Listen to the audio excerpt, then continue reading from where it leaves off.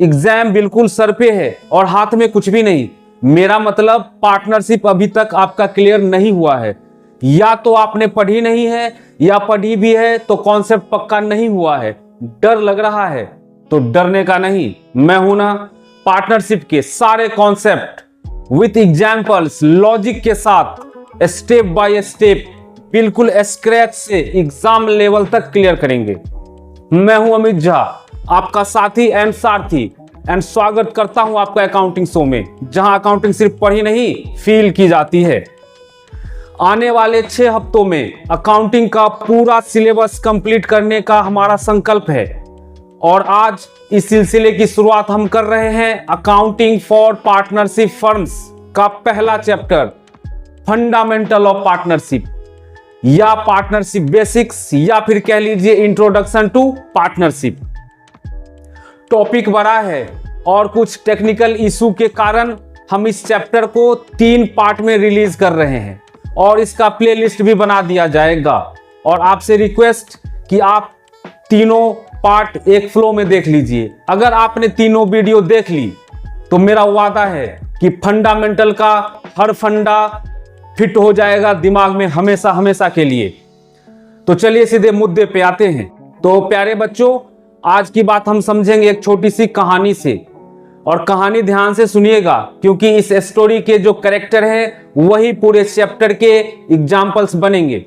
तो कहानी ये है कि एक था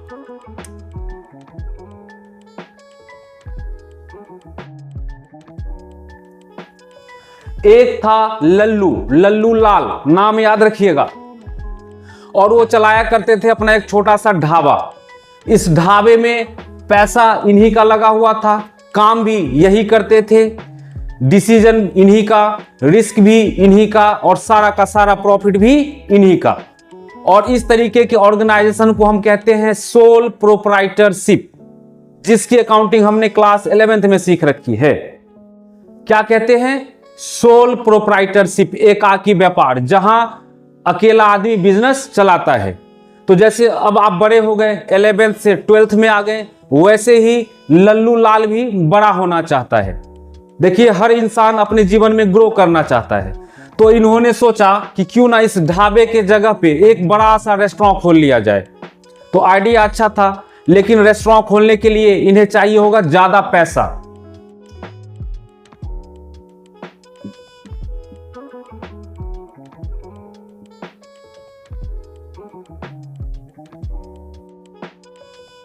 मोर मनी चाहिए, और बिजनेस अगर बड़ा हो जाए तो उसको मैनेज और कंट्रोल करने के लिए चाहिए होगा मैन पावर। ठीक है, तो लल्लू लाल के पास पैसे तो थे नहीं ज्यादा, हाँ, लेकिन स्किल जरूर था बिजनेस चलाने की।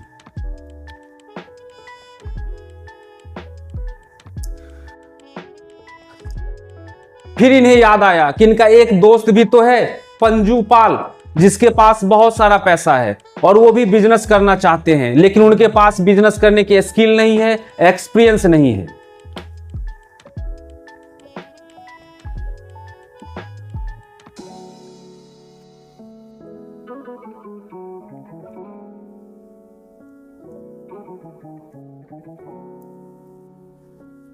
देखिए भाई, हर चीज हर इंसान के पास नहीं होता है। एक इंडिविजुअल की जो कैपेसिटी होती है वो लिमिटेड होती है।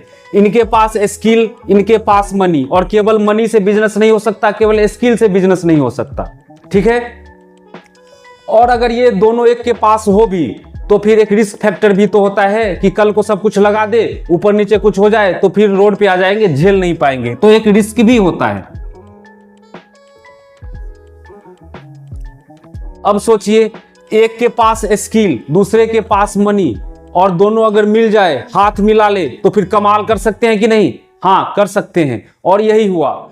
लल्लू लाल ने ऑफर किया पंजू से कि देख भाई, मैं लगाऊंगा बिजनेस में 1 लाख रुपए और तुम लगा देना 5 लाख रुपए। ठीक है, और मैं बिजनेस करूंगा, मैं काम करूंगा उसमें, और तुम भी कभी कभी आकर के ना अकाउंट्स वगैरह देख लिया करना। तो पंजू ने इस ऑफर को कर लिया एक्सेप्ट, और इनके बीच में हो गई एग्रीमेंट और इन्होंने बिजनेस स्टार्ट कर लिया। अब इनकी दोस्ती रिश्तेदारी में बदल गई, और ये रिश्ता क्या कहलाता है? यही रिश्ता कहलाता है सर पार्टनरशिप। जब दो या दो से अधिक लोग मिलकर के बिजनेस चलाते हैं और उस बिजनेस से होने वाले लाभ को, प्रॉफिट को बांटने के लिए सहमत हो जाते हैं, तो ऐसे व्यापार को हम कहते हैं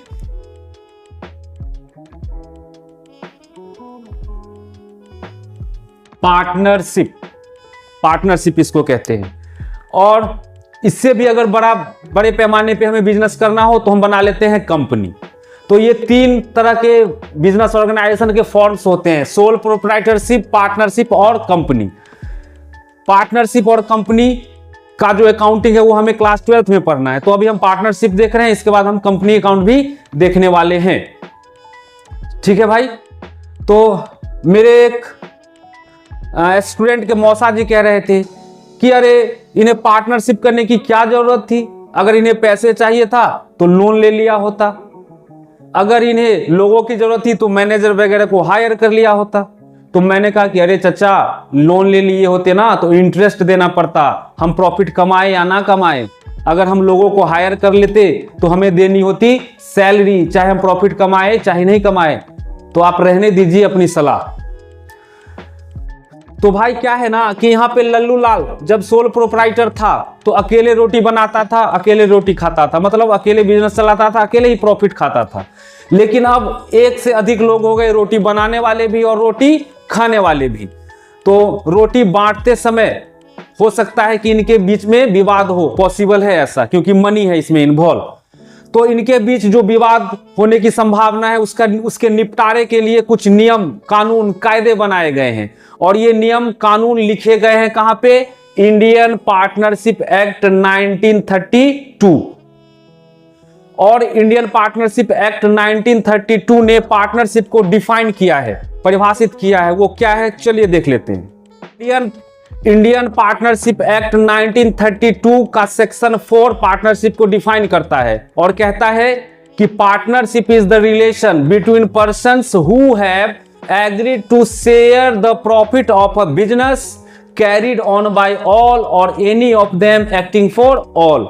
अर्थात साझेदारी उन व्यक्तियों के बीच का संबंध है जो किसी ऐसे व्यापार से होने वाले लाभ को बांटने के लिए सहमत होते हैं, जो या तो वो सब मिलकर चलाए या उनमें से कोई एक सब की ओर से चलाए। क्या कहता है पार्टनरशिप किसे कहते हैं? तो पार्टनरशिप क्या है? एक रिलेशन है। रिलेशन किसके बीच का रिलेशन है? तो दो और दो से अधिक व्यक्तियों के बीच का रिलेशन है। कैसा रिलेशन है भाई? जैसे दो भाई के बीच में रिलेशन होता है ब्लड का, तो पार्टनर्स के बीच में जो रिलेशन है वो एग्रीमेंट का रिलेशन होता है, एग्रीमेंट का। तो काहे का एग्रीमेंट? किस चीज का एग्रीमेंट? तो प्रॉफिट शेयर करने का एग्रीमेंट। कौन सा प्रॉफिट? कहां का प्रॉफिट? तो बिजनेस से होने वाले प्रॉफिट।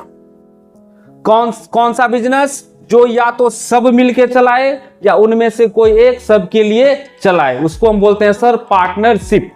ठीक है। अब यहां पे देख लीजिए कि ये जो लल्लू है ये है पार्टनर, पंजू भी है पार्टनर, और इन दोनों को मिला करके हम कहते हैं इसको पार्टनरशिप फर्म। इसको कहते हैं सर पार्टनरशिप फर्म। और जिस नाम से ये चलाएंगे उसको बोलते हैं फर्म का नेम, यानी कि लगा लीजिए लल्लू पंजू एंड एसोसिएट्स, इसका नाम हो गया।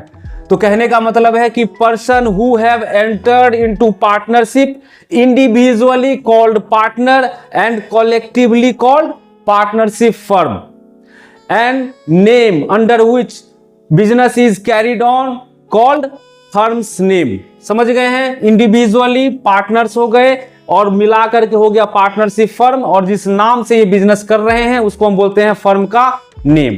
ठीक है। चलिए आगे देखते हैं कुछ ऐसे इसेंशियल एलिमेंट्स जिसके बिना पार्टनरशिप एग्जिस्ट नहीं कर सकता है। चलिए देखते हैं। तो चलिए अब देखते हैं इसेंशियल एलिमेंट्स या फीचर्स या कैरेक्टरिस्टिक्स ऑफ पार्टनरशिप, वो एलिमेंट्स जिसके अभाव में पार्टनरशिप एग्जिस्ट नहीं कर सकता। वो पहला है एसोसिएशन ऑफ 2 और मोर पर्सन्स। पार्टनरशिप होता ही है लोगों का समूह, संघ, एसोसिएशन ऑफ पर्सन, जो एक कॉमन गोल को अचीव करने के लिए इकट्ठे होते हैं। तो पार्टनरशिप होने के लिए कम से कम 2 लोग होना चाहिए, अकेला पार्टनरशिप नहीं हो सकता। तो क्या मैक्सिमम का भी कुछ लिमिट है? हाँ, मैक्सिमम पर्सन्स हो सकते हैं एक पार्टनरशिप में 50, 50, कम से कम 2, अधिक से अधिक 50। तो ये लिमिट किसने तय किया है? क्या ये इंडियन पार्टनरशिप एक्ट में लिखा हुआ है? नहीं सर, ये लिखा हुआ है सेक्शन 464 ऑफ कंपनीज एक्ट 2013। इस सेक्शन ने सेंट्रल गवर्नमेंट को पावर दे रखा है कि आप डिसाइड कीजिए कि एक पार्टनरशिप में मैक्सिमम कितने लोग हो सकते हैं, लेकिन आपके हाथ में भी पावर है 100 में से आप डिसाइड कीजिए कि कितने लोग हो सकते हैं पार्टनर। तो उन्होंने रूल 10 ऑफ कंपनीज रूल 2014 के थ्रू कहा है अभी फिलहाल 50, मतलब कि अभी पार्टनरशिप में कम से कम 2 और अधिक से अधिक कितने लोग हो सकते हैं? 50 लोग हो सकते हैं। और अगर कभी सेंट्रल गवर्नमेंट को बढ़ाने का भी मन किया तो 100 से अधिक वो नहीं कर सकते, फिलहाल तो 50 ही है। ठीक है, आपको क्या याद रखना है? रूल 10 ऑफ कंपनीज रूल 2014, जिसने ये लिमिट तय करी है अभी 50 का। ओके, अब कौन से सर ऐसे कौन से पर्सन हैं जो पार्टनर हो सकते हैं? तो वो सारे लोग पार्टनर्स हो सकते हैं, सारे लोग पार्टनर्स हो सकते हैं जो कॉन्ट्रैक्ट कर सकते हैं। पार्टनरशिप कॉन्ट्रैक्ट ही तो है, तो सभी लोग पार्टनर्स हो सकते हैं इन 3 को छोड़ के। ये 3 कौन है? तो पहला है माइनर बोले तो जिसकी उम्र 18 वर्ष से कम है, तो वो कॉन्ट्रैक्ट नहीं कर सकते, तो पार्टनर भी नहीं हो सकते। ठीक है। दूसरा, पर्सन ऑफ अनसाउंड माइंड, यानी कि जिसकी दिमागी हालत ठीक नहीं है, बोले तो पागल आदमी कॉन्ट्रैक्ट नहीं कर सकता, तो वो पार्टनर भी नहीं हो सकता है। ठीक है। तीसरा है person disqualified by any law, ऐसे लोग जिसको लॉ ने डिस्क्वालीफाई कर दिया है किसी तरीके का कॉन्ट्रैक्ट करने से, तो ऐसे लोग पार्टनर नहीं हो सकते हैं, भगौरे टाइप के लोग। तो ये 3 लोगों को छोड़ के बाकी जितने भी लोग हैं, जितने भी पर्सन हैं, वो पार्टनर हो सकते हैं। ये जो है माइनर, अगर फर्म को इससे बेनिफिट होता है और सारे पार्टनर एग्री हैं, सहमत हैं, तो एक माइनर को बनाया जा सकता है पार्टनर, लेकिन शर्त यह है कि वो माइनर केवल और केवल प्रॉफिट के लिए पार्टनर बनेगा, केवल वो प्रॉफिट में हिस्सा लेगा, लॉस की उसकी जिम्मेदारी नहीं होगी। समझ रहे हैं? तो चलिए अब देखते हैं दूसरा पॉइंट। चलिए, तो दूसरा पॉइंट है अग्रीमेंट। अग्रीमेंट क्या होता है? एक ही पॉइंट पे जब 2 लोग सहमत हो जाते हैं, राजी हो जाते हैं, तो उसे कहा जाता है अग्रीमेंट। एक ने ऑफर किया, दूसरे ने एक्सेप्ट कर लिया, तो बन जाता है हमारा एग्रीमेंट। और पार्टनरशिप का बेस है एग्रीमेंट, पार्टनरशिप का जन्म ही होता है एग्रीमेंट से। एग्रीमेंट वो बेस है जिसपे पार्टनरशिप की इमारत खड़ी होती है। जैसे कि हमने आपको बताया था कि 2 भाई का जो रिलेशन होता है वो होता है ब्लड रिलेशन होता है, और 2 पार्टनर के बीच का जो रिलेशन होता है वो अग्रीमेंट का रिलेशन होता है, एग्रीमेंट का। ठीक है। दोस्तों के बीच का रिलेशन होता है दिल का, दोस्तों के शायरी है, सुनिएगा।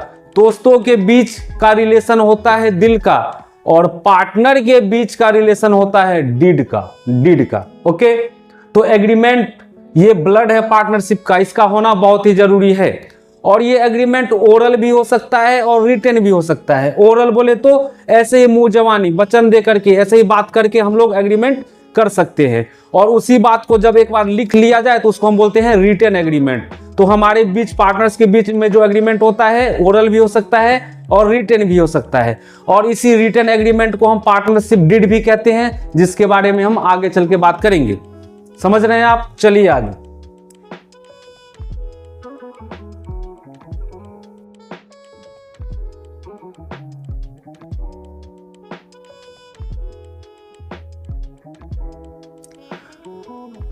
अगला है हमारा प्रॉफिट शेयरिंग। ये तो आत्मा है पार्टनरशिप की। प्रॉफिट शेयरिंग के बिना तो पार्टनरशिप हो ही नहीं सकता।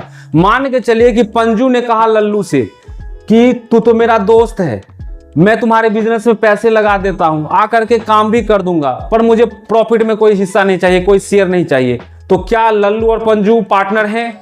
बिल्कुल नहीं।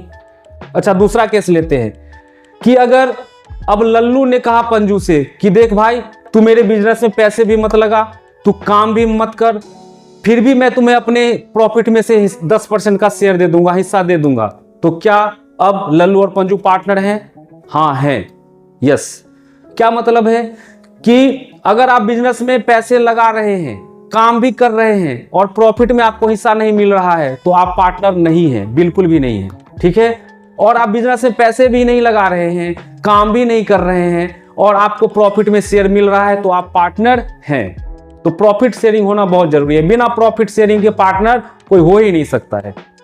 लॉस का भी शेयरिंग हो इसका जिक्र कहीं पे नहीं है, लेकिन प्रॉफिट का शेयरिंग होना बहुत ही जरूरी है। ठीक है, अब आगे चलते हैं।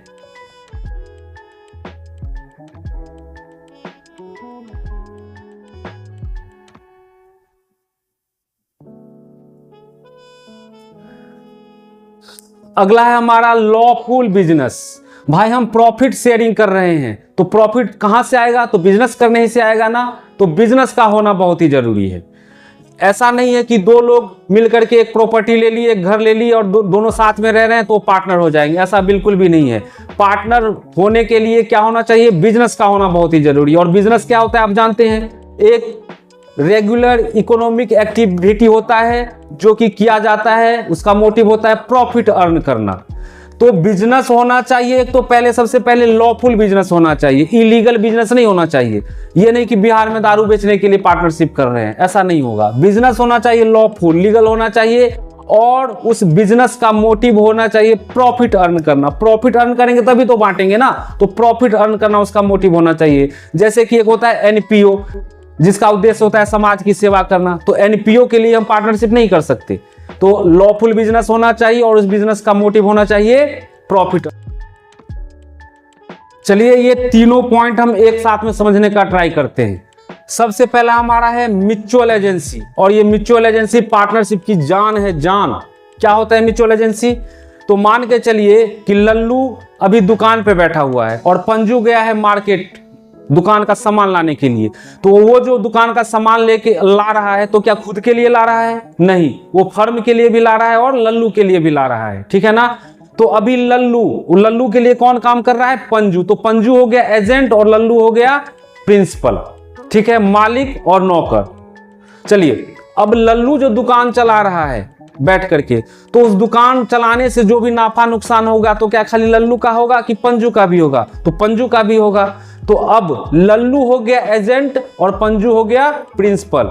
समझ रहे हैं? तो इसका ये मतलब है कि हर एक पार्टनर एक दूसरे के लिए और फर्म के लिए प्रिंसिपल भी होता है और एजेंट भी होता है, मालिक भी होता है और सेवक भी होता है। यानी कि एक पार्टनर के द्वारा किया गया एक्ट सभी पार्टनर को बाइंड करता है। एक के द्वारा किए गए काम का असर सब पे होता है, सबकी रिस्पॉन्सिबिलिटी होती है। इसीलिए तो कहा गया है ना डिफिनेशन में कि कोई एक भी चलाए सबके लिए तो पार्टनरशिप हो जाएगा। कोई एक भी कर रहा है तो समझिए कि सबके बिहाफ में कर रहा है, सबके लिए वो कर रहा है। तो इसको हम बोलते हैं सर म्यूचुअल एजेंसी। ठीक है। अब दूसरा क्या है कि मान के चलिए कि पंजू ने मार्केट से 1 लाख रुपया उठा लिया फर्म के नाम से, और कल को वो कह रहा है कि नहीं, हम थोड़ी ना लिए हैं, फर्म लिया है ना लोन, हम थोड़ी ना लिए हैं। तो क्या पंजू ऐसा कह सकता है? नहीं भाई, नहीं कह सकता है। अरे कौन है फर्म? आप ही दोनों को मिलाकर के तो फर्म है ना, आप दोनों को मिलाकर ही फर्म है। फर्म और आप दोनों अलग अलग थोड़ी ही ना है।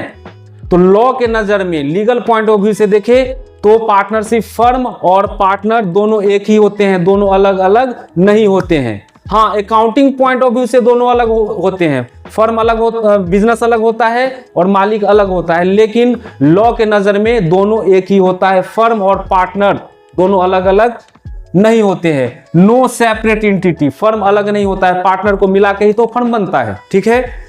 फर्म की लायबिलिटी पार्टनर का लायबिलिटी, फर्म का एसेट्स पार्टनर का एसेट्स। ठीक है कि नहीं।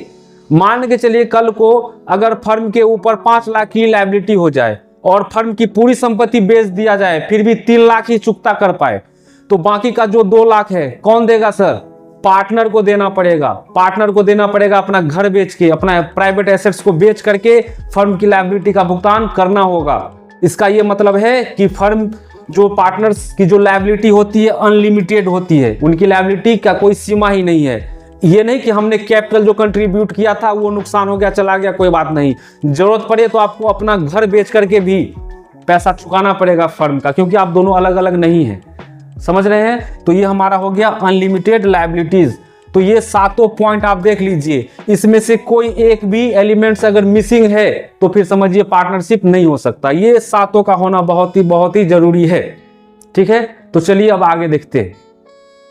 तो चलिए अब देख लेते हैं राइट्स ऑफ पार्टनर्स। एक पार्टनर्स के क्या क्या राइट्स हो सकते हैं। तो पहला है हमारा कि every partner has right to participate in the management and conduct of the business. प्रत्येक साझेदार का यह अधिकार होता है कि वो बिजनेस के मैनेजमेंट में भाग ले सकता है। दूसरा है every partner has right to be consulted और give opinion on the matters affair of the business. यानी कि प्रत्येक पार्टनर का यह अधिकार होता है कि किसी भी मैटर पे, सभी मैटर पे उनसे पूछा जाए और उनका ओपिनियन लिया जाए, ये उनका राइट होता है। फिर आगे है कि every partner has right to access the books of accounts of the firm. यानी कि सभी पार्टनर का ये अधिकार होता है कि वो बुक्स ऑफ अकाउंट्स को इंस्पेक्ट कर सकता है, एग्जामिन कर सकता है, एक्सेस कर सकता है और उसकी कॉपी ले सकता है। ठीक है, अब इसके आगे है कि every partner has right to be indemnified on expenses paid by the partners on behalf of the firm. यानी कि सभी पार्टनर का यह अधिकार होता है कि उसने फर्म के बिहाफ में जो भी पेमेंट किया है वो उस पेमेंट वो फर्म से ले सकता है। ठीक है नहीं। अब इसके आगे भी है कुछ, जैसे कि partners is entitled to get 6% interest on loan given by the partner. अगर फर्म को पार्टनर ने लोन दिया है, किसी तरीके का एडवांस दिया है, तो उस पर उसे 6% पर एनम के हिसाब से इंटरेस्ट लेने का अधिकार है। और सभी पार्टनर का अधिकार होता है प्रॉफिट में शेयर लेने का। ठीक है, और every partner has right to retire after giving proper notice. सभी पार्टनर का ये अधिकार होता है कि वो फर्म से रिटायर हो सकता है एक नोटिस देने के बाद। And every partner has right not to allowed new partner. यानी कि सभी पार्टनर का ये अधिकार होता है कि वो मना कर सकता है, रोक सकता है नए पार्टनर को फर्म में आने देने से। ठीक है भाई, तो ये सारे राइट्स हैं एक पार्टनर के। और राइट्स के साथ कुछ ऑब्लिगेशन, कुछ ड्यूटीज भी हैं। जैसे कि आप ये लगा लीजिए कि अगर कोई पार्टनर फर्म के कंपटीशन में फर्म का सिमिलर बिजनेस अगर कर रहा है, उसके कंपटीशन में, और फर्म जो बिजनेस कर रही है वैसा ही बिजनेस अगर वो कर रहा है, तो फिर उससे होने वाले जो भी लाभ होंगे वो फर्म का होगा, सभी पार्टनर में बटेगा। क्लियर है आपका? अगर फर्म के कंपटीशन में अगर किसी तरीके का वैसा ही बिजनेस अगर वो करता है तो उससे जो भी लाभ होगा सभी पार्टनर में बटेगा। दूसरा क्या है कि अगर कोई पार्टनर फर्म का प्रॉपर्टी यूज करता है, बिजनेस कनेक्शन का यूज करता है, उसका नाम लेकर के या उसके प्रॉपर्टी का इस्तेमाल करके अगर कुछ प्रॉफिट कमाता है तो वो प्रॉफिट फर्म का होगा, सभी पार्टनर में बटेगा। हाँ, लेकिन अगर वो फर्म के प्रॉपर्टी का यूज करके कुछ लॉस इनकर्ड किया है, उसे लॉस हुआ है, तो लॉस का जिम्मेदार वो अकेले होगा, सभी पार्टनर नहीं होंगे। तो ये दो पॉइंट आपका क्लियर है। तो चलिए, हाँ, तो अब तक हम समझ चुके हैं कि पार्टनरशिप क्या होता है, इसके फीचर्स क्या क्या हैं, एक पार्टनर्स के क्या क्या राइट्स होते हैं, सब समझ गए हैं अच्छे से, कोई दिक्कत नहीं है। आप हमें ये बतलाओ कि अकाउंटिंग में क्या करना है। अकाउंटिंग करने आए हैं ना, तो एक ढाबा में जो ट्रांजैक्शंस हो रहा था ऑलमोस्ट वही ट्रांजैक्शन तो रेस्टोरेंट में भी होगा ना। तो क्या हमें फिर से ledger journal, trial balance, final account ये सब बनाना है क्या? नहीं, बिल्कुल नहीं। आपने 11th में जहां से छोड़ा था यहां उसके आगे की बात करने वाले हैं। कहां छोड़ा था 11th में? तो सर हम प्रॉफिट लॉस अकाउंट बनाना सीख लिया था, हमने बैलेंस शीट बनाना सीख लिया था। प्रॉफिट लॉस अकाउंट बना करके हम नेट प्रॉफिट निकाल लेते थे और उस नेट प्रॉफिट को कैपिटल में ऐड कर देते थे, ड्रॉइंग्स को लेस कर देते थे। बस ये काम हम कर चुके हैं, सीख चुके हैं। तो यहाँ पे उसके आगे की बात करेंगे। वहां पे तो अकेला आदमी होता था, सोल प्रोप्राइटर था वहां पे, तो जो भी प्रॉफिट होता था उसको दे देते थे, कैपिटल में ऐड कर देते थे। लेकिन अब यहाँ पे प्रॉफिट खाने वाले बहुत सारे लोग हैं। वो जो नेट प्रॉफिट हुआ है ना, उसको ना पार्टनर्स के बीच में बांटना, ये काम रह गया है आपका। और फिर यहाँ पे बहुत सारे मालिक हैं, तो सबका सेपरेट सेपरेट कैपिटल अकाउंट आपको बनाना है। यानी कि पार्टनरशिप में किसका कितना पैसा लगा हुआ, किसका कितना क्लेम है, सबका सेपरेट सेपरेट आपको कैपिटल अकाउंट बनाना है। तो दो काम इस यहाँ पे हम करने वाले हैं, एक तो प्रॉफिट का बंटवारा, दूसरा कैपिटल अकाउंट बनाना।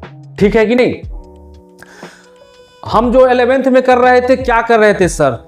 बिजनेस और थर्ड पर्सन, थर्ड पार्टी के बीच में जो भी लेन देन हो रहा था, ट्रांजैक्शन हो रहा था, उसकी अकाउंटिंग हमने की थी वहां पे।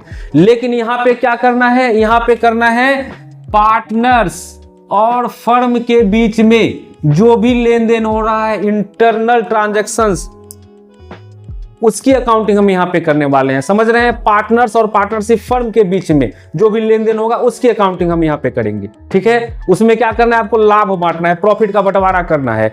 और अगर आप प्रॉफिट का बंटवारा करते हैं तो विवाद कुछ पॉसिबल है कि नहीं? तो अपना रोल याद रखिए। यहां पे आपका रोल है सरपंच का, रेफरी का, जज का। और जब प्रॉफिट बांटेंगे तो उसमें किसी तरीके का विवाद नहीं होना चाहिए। आप जहां पे खड़े हो गए वहां पे विवाद नहीं हो सकता है। तो आपका रोल ये रहेगा, अपना रोल याद रखिएगा। ठीक है? तो भाई आज हम यहीं पे रुकते हैं। इससे आगे की बात हम करेंगे नेक्स्ट शो में, जहां पे हम अकाउंटिंग पोर्शन देखेंगे, यानी कि प्रॉफिट बांटना और कैपिटल अकाउंट बनाना सीखेंगे। ठीक है? लगा अच्छा लगा तो दबा दीजिए ना लाइक, सब्सक्राइब, शेयर बटन। तो चलिए मिलते हैं नेक्स्ट शो में। जय हो, शुभ हो, मंगल हो। Thank you so much.